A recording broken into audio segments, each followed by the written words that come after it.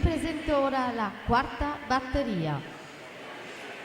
In corsia 1 Gaia Bristot, alla 2 Caterina Maggiolo, alla 3 Giorgiana Irina Bari, in 4 Veronica Moro, in 5 Giorgia Tonazzo, alla 6 Anna De Boni, 7 Ginevra Cimarosti, in 8 Marta Benetton.